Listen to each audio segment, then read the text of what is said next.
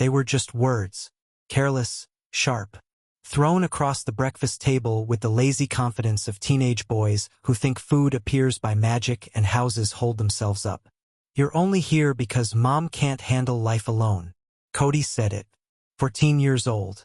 No venom in his voice. Just a flat, thoughtless fact. Like reading a headline from his phone screen. Spoon halfway to his mouth. Eyes glued to some video. A half-smile playing on his lips. He didn't even look up. Thomas, 17, exhaled a short laugh. Not loud. Just a dismissive puff of breath that said, "He's not wrong." He didn't look up either. I stood by the counter holding a full laundry basket. Fresh from the dryer. Folded. Warm. Emma's work uniform. Thomas's soccer shorts. Cody's favorite hoodie. My own t-shirt, soft and faded, sat at the very top. Like a final thought that even the machine didn't bother to mix in with the others. I looked at them, then at her. Emma. She was mid-sip, coffee mug raised halfway to her mouth, her lips barely touching the rim. She didn't flinch, didn't blink. She just kept looking through the kitchen window like the backyard grass held answers to questions no one had asked. Not even a glance in my direction. That's what broke me. Not the boy's words. Not the older one's smirk. Not even the blatant ingratitude. It was the silence that followed. It was her silence. Her absence inside a moment that needed her presence more than anything. I lowered the basket onto the table. Slowly, carefully, like I was laying down a piece of myself. They didn't notice. Cody slurped the last of his cereal. Thomas stood, grabbed his backpack, and left the kitchen without a word. Emma finished her coffee, rinsed the mug, and moved past me to the front door. A kiss on the cheek. Routine. Distant. Then gone. I stood alone in the kitchen. The ticking clock. The faint hum of the fridge. And me. I walked down the hallway and past the thermostat I installed last November. A sleek, digital thing. I'd spent 2 days researching the most energy-efficient model. For hours rewiring the old setup. One blistered thumb. Saved us $28 a month. $28 they didn't even know I gave them. My name is Ryan. I'm 41 years old. For 8 years, I lived in a 2-story house just outside Kansas City with my wife, Emma, and her sons from a previous marriage, Thomas and Cody. Travis, their biological father, drifted in and out of their lives like bad weather. He'd show up twice a year, birthday season, Christmas week. Always smiling, always stylish. New haircuts, flashy watches. He brought gifts, a drone, limited edition sneakers, an envelope stuffed with cash, folded in half like a bribe passed under a table. The boys worshipped him. They posted pictures on Instagram with captions like, "The best." They never posted photos of me, but I was the one who stayed. I was the one who got up at 5 a.m. every morning to make Emma coffee before her shift. The one who replaced the water heater in the dead of winter, spent hours watching YouTube tutorials just to save us the cost of a plumber.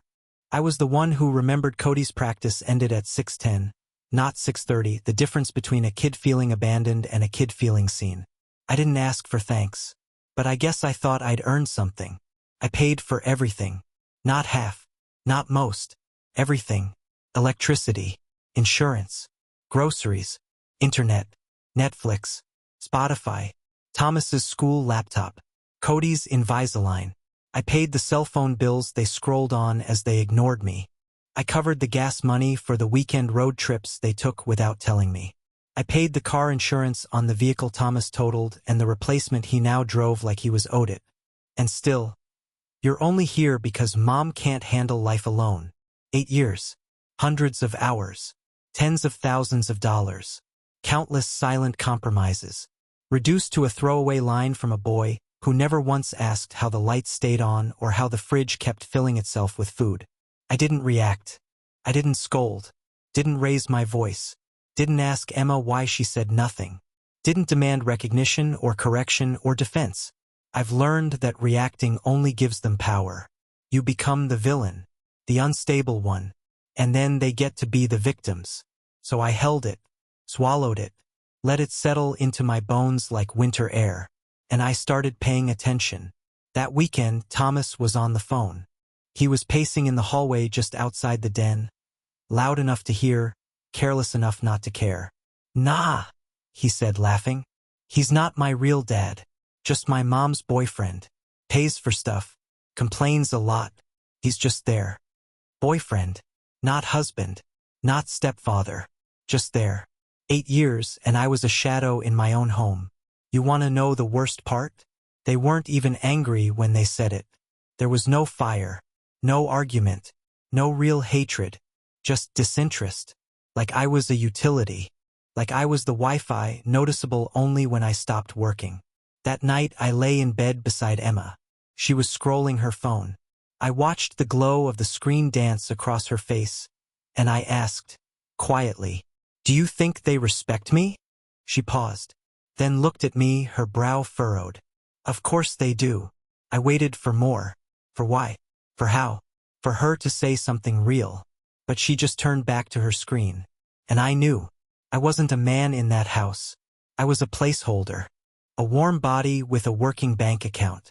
They called Travis Dad. Even after he forgot birthdays. Even after he missed Christmas 1 year entirely. Even after Cody cried himself to sleep the night Travis said he'd visit and never showed. They never cried for me. I was dependable, predictable, boring. And they resented me for it. They resented me for showing up. Because showing up reminded them of what Travis never did. And Emma, she never corrected them. Never stood up. Never said, "Don't talk about him like that." She said it was easier not to cause fights. She said, "They'll come around." 8 years. And still waiting for them to come around. It was around that time I stopped fixing things. The door hinge that creaked? I let it creak. The leaky faucet in the upstairs bathroom? I let it drip. Let them hear it. Let them live with it. Because maybe, just maybe, they'd finally realize someone used to make that stuff go away. Someone they never thanked. Someone they pretended didn't exist. It's a strange kind of heartbreak. Being invisible in a house you paid for. Being needed but never wanted. Being present but never seen. They thought I was a fixture. A background character in their family drama. A non-player in the story of their lives. And maybe I was. But even fixtures get tired. Even background characters reach a point where they stop showing up for the scenes. And when that happens, the story shifts. The house creaks. The silence becomes noticeable. You don't need a storm to tear a family apart. Sometimes all it takes is a quiet man walking away from a room where he's no longer welcome. The bank smelled like paper and cold air. A place built on numbers but made for forgetting the people behind them. Emma sat beside me, legs crossed, purse resting neatly in her lap. Her fingers tapped against the leather strap as we waited. Nervous habit. I used to find it endearing. Now it just sounded like ticking, counting down. We were there for Thomas's college fund. That's what she told me. "It's just a quick meeting," she'd said that morning, brushing her hair back, coffee in hand. "We just need to make sure the transfer went through." The advisor was a young guy, polished, hair combed so precisely it looked drawn on. He greeted us with that warm, neutral smile you learn in training sessions. Led us to his office. Handshake, clipboard, all that. He looked at me when he spoke at first. Thought I was the father. "So," he said, flipping through a packet. "We've got the 529 account finalized. Just need to confirm who's listed on ownership. For taxes and disbursements." Emma smiled. That soft, polite smile she gives in public. The one she wears for waiters, for neighbors, for strangers she doesn't plan to see again. "Oh, he just helped set things up," she said. "He's not on the account." My hand stopped halfway across the desk. She kept smiling. The advisor nodded, made a note, kept talking. And that was it. I was a ghost in the room. Present but irrelevant. Necessary once, maybe, but not anymore. I felt the blood drain from my face. Not anger. Not even sadness. Just a quiet, collapsing numbness. Like watching someone else's reflection break in a mirror you thought was yours. Thomas was there too. Sitting in the corner, scrolling his phone. He didn't even look up. He knew. They both did. This wasn't a mistake. This wasn't oversight. It was design. I had spent years contributing to that account. Automatically, quietly, deposits scheduled every month, linked directly from my checking. Because that's what you do for your kid. Even when he doesn't call you dad. They didn't even need to hide it from me. They knew I'd never ask questions. That's the thing about being the reliable one. The one who stays. The one who fixes and funds and absorbs the weight of other people's chaos. They stop seeing you. You're not a man anymore. You're scaffolding. And no one thanks scaffolding when the building stands. I didn't argue. Didn't ask her to explain. I just smiled. And under the desk, with my phone in my lap, I logged into the banking app. The 529 account balance stared back at me. Still fresh from last week's deposit. My deposit. I transferred the entire balance out back to the funding account. Mine. Every cent. It was gone by the time the meeting ended. She didn't notice.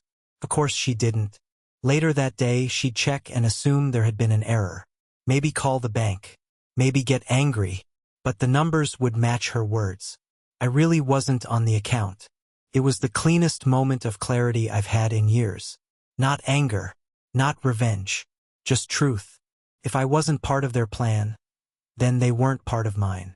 That night, after they were asleep, I walked the house like a stranger. Touched the corners of rooms I had painted. Cabinets I had built. Flooring I installed myself over a long Labor Day weekend while Thomas played video games and Cody whined about the smell of varnish. I opened drawers and took notes. Serial numbers. Warranties. Receipts. I packed what was mine. Slowly. Silently. I rented a one-bedroom across town. Month to month. Clean. No shared walls. A place where the silence would finally mean peace, not punishment. I opened a new bank account. Transferred my paycheck routing. I contacted the utility companies, electric, gas, internet. All of it was in my name. Of course it was. They never noticed. Emma just assumed I was handling things. Like always, she still handed me the mail each week without opening it. Bills, statements, disconnect notices after a while. I took care of them, just not the way she expected. Cody barely looked up from his games. Thomas was glued to his phone.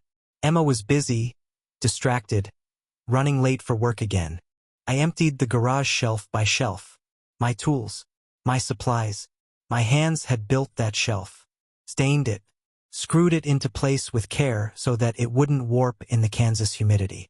When Thomas walked in and saw the space half empty, he furrowed his brow. You moving out? I didn't even hesitate. Yes. He blinked. Opened his mouth, closed it again. Oh. And then he walked away. That was it. No questions. No protest. No apology. Like I was a tenant giving notice. Like I was the background noise that finally turned off. The next few days passed in a blur of silence. I unplugged the coffee maker. Boxed it. It was mine. A gift to myself after my promotion. I unscrewed the wall-mounted TV. The one I bought with my last bonus. Unplugged the router. Canceled the subscription. I took the grill I built from parts in the backyard. The one they used all summer without ever cleaning. I took the lawnmower I paid for when the old one died and no one else noticed. I took the stereo, the toolbox, my books, my mattress, and then I stood in the entryway, final box in hand. Emma appeared in the doorway, blocking the light. You're really doing this? She said. Over one comment? I looked at her, at the same face I used to dream about, at the woman who once told me I saved her life, at the silence that had swallowed her ever since. No, I said. I'm doing this because you said nothing. She opened her mouth, but the words never came. I stepped past her, out the door, closed it behind me. That sound, the latch clicking shut, felt like a release, like a lungful of air after holding my breath for years. A week passed. Then the messages started. First, from Cody. Wi-Fi's down. Can you fix it? I read it. Didn't reply. An hour later. Hello? I have homework. No, you don't, I thought. Not anymore. Not my problem. Then Thomas. Mom's freaking out, crying every day. You shouldn't have left like that. I left exactly the way I had arrived. Quietly, without welcome. No one asked if I was okay. No one asked why it hurt. Then came the voicemail. Emma, I don't know how to pay the bills. I don't even know when trash pickup is. Please just call me. I deleted it. She wasn't asking for me. She was asking for the system I'd built around her. The convenience. The reliability. The man who paid for everything and asked for nothing. They didn't miss me. They missed the machine. The one that ran on silence and sacrifice. The one they mistook for permanent. So I stayed gone. The lights went out in their world, and they scrambled. I could feel it in the follow-up texts. The slow unraveling of assumptions. They were learning something I learned a long time ago. You cannot love someone who doesn't see you. And you cannot save people who do not believe they need saving. I was the foundation of their life. They built a house on top of me and called it theirs. And when I left, the floor caved in.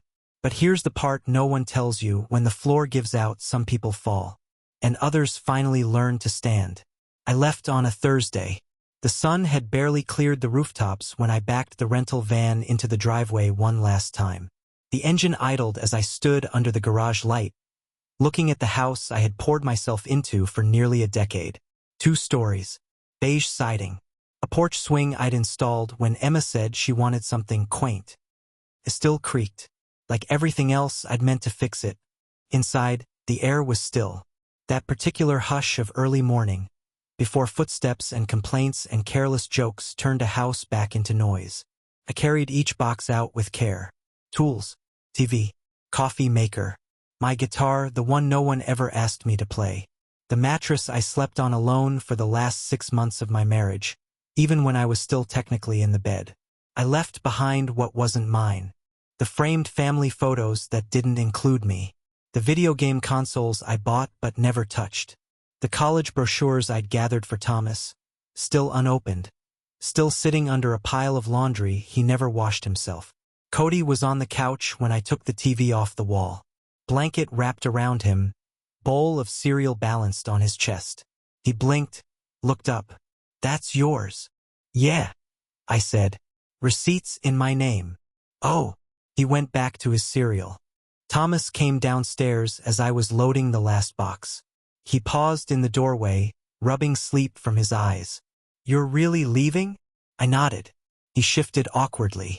Like, for good. For good. He opened his mouth, closed it. Then he turned and went back upstairs. I loaded the last of my life into the van and shut the door gently.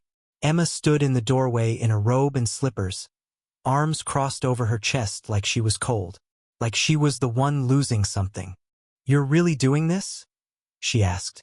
Over one comment? I stared at her. The woman I once loved so deeply it hurt. The woman I stayed for, worked for, chose every single day even when she stopped choosing me back. No, I said. I'm doing this because you said nothing. Her face twitched. She didn't deny it. I got in the van and pulled away. That was the last time I saw the house as mine. A week passed. Then the text from Cody. Cody, Wi-Fi's out. Can you reset it or something? I stared at the message. No greeting. No apology. No acknowledgement. Just need. Just expectation. I didn't respond. 3 hours later. Cody. Seriously? I have homework. I almost laughed. Homework. From the kid who once told me I was just the guy who pays for stuff. Now he missed the connection.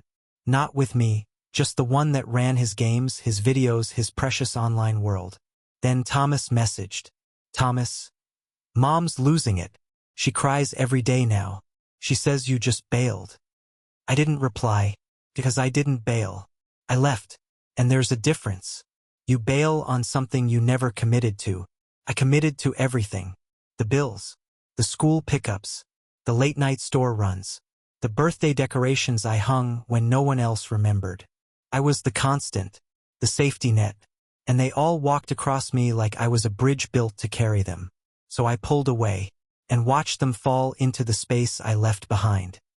3 days after the Wi-Fi died, The electric company cut service. I got the alert on my phone. Auto notification from an account I hadn't shut down yet. Not out of mercy, just oversight. I shut it down then gas, then water. I pictured the moment they realized. The silence of the house. The flick of a light switch that did nothing. The cold shower in a dark bathroom. The slow unraveling of comfort they never knew came from me. Emma called. I let it go to voicemail. Her voice was shaky. I don't know how to pay the bills. I don't know when trash day is. I didn't even realize the thermostat was connected to your email. Please, just call me. I didn't, because she wasn't calling for me. She was calling for the system, the one I had built, the invisible machine of safety and provision and care, the one that ran behind the scenes while she let her sons treat me like an intruder in my own home. She missed the warmth I maintained, the roof I kept whole, the balance I gave to a house that had always leaned toward collapse. She didn't miss me, so I stayed silent. 2 weeks later, I heard from a mutual friend that Emma had called Travis. Of course she did. The biological father. The ghost with the expensive gifts and no follow-through. He showed up with a new microwave and left after dinner. Didn't fix the boiler. Didn't help with the bills. But he posted a selfie with Cody, captioned, "Love my boys." And Emma let it happen. Because image mattered more than impact. Because they'd rather smile through dysfunction than admit who actually held them up. I got another message from Thomas. Thomas, why'd you take everything? I read it 5 times. He meant the TV, the grill, the coffee maker, not the time, not the years, not the man who showed up to every school event even when he wasn't wanted. Just the stuff. I replied, for the first time. Me, because it was mine. He didn't answer. A month in, the boiler failed. I know because Emma emailed me. Subject line, please. The body of the message was short. I didn't realize how much you did. I'm sorry I let them treat you like you were invisible. I'm sorry I didn't say anything. I miss the calm you brought to this house. I miss the man who fixed things before they even broke. I miss you. I read it twice. Then I closed the tab. Forgiveness, I've learned, is just another way to get used again. You forgive and they forget. They forget how sharp their words were, how deep the cuts went, how long you stood bleeding while they pretended not to notice. I didn't give them revenge. I gave them absence. And in that silence, they finally heard what I had been trying to say all along. 2 months later, Cody messaged again. Cody, you really left. Yeah, I did. He followed it up. Cody, we're figuring it out. Kind of. Then silence. Then, Cody, what drill bit do I use for drywall? I told him, not out of forgiveness, not out of longing, but because I want the lesson to stay. Thomas messaged next. Thomas, I used to think you were trying to replace my dad. You weren't. You were the only adult in that house. That one hit different. Still didn't mean I was going back. Because being recognized after you're gone doesn't undo being ignored when you were there. They still live with Emma. Still post their smiles. Still talk about Travis like he's a pillar. But when the car breaks down or the sink leaks or the bills confuse them, guess who they text? And sometimes I answer, but only when it's about tools, or bills, or things they never learned how to do. Not about me, not about us, because us never existed. Not really. There was them, and then there was me.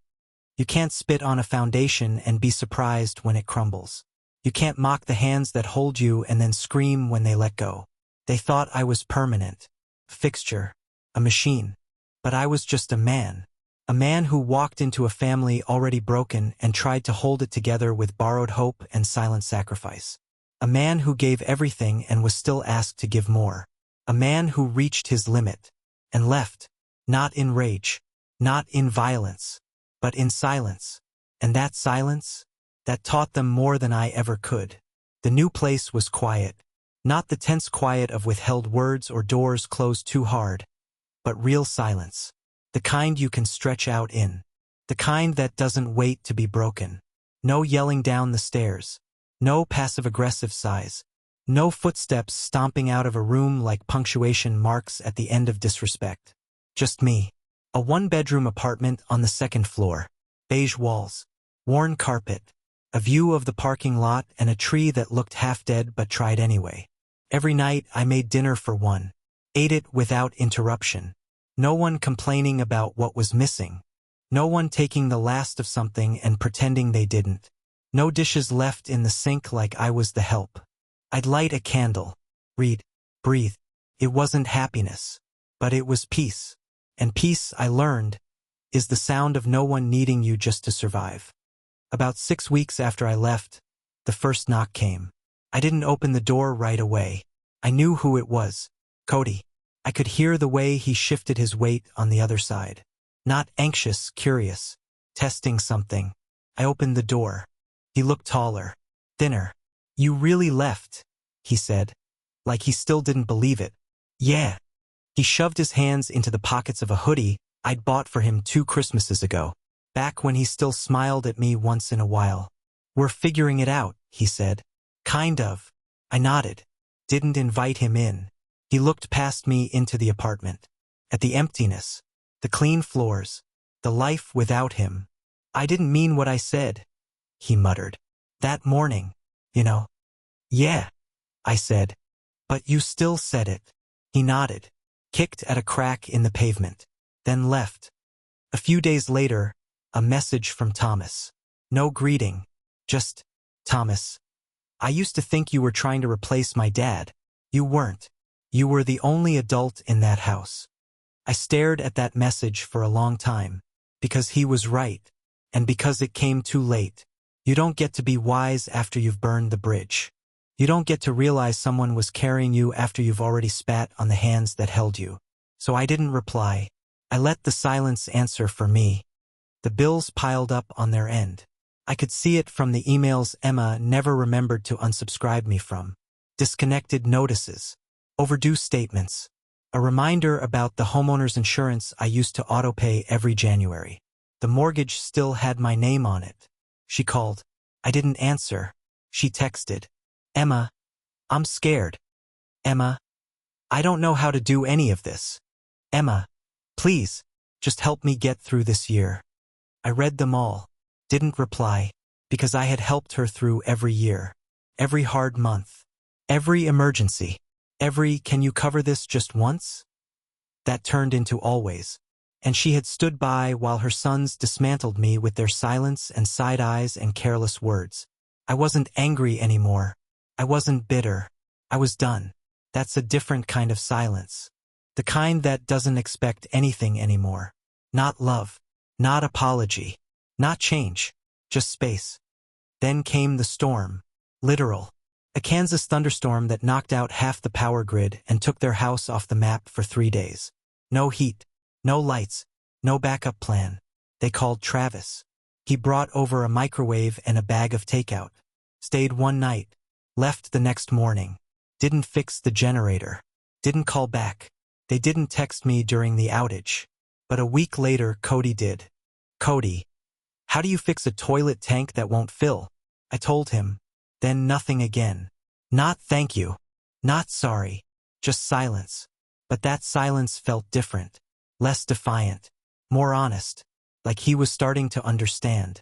Not just what I did, but who I was. I saw them once, months later. I was leaving the grocery store.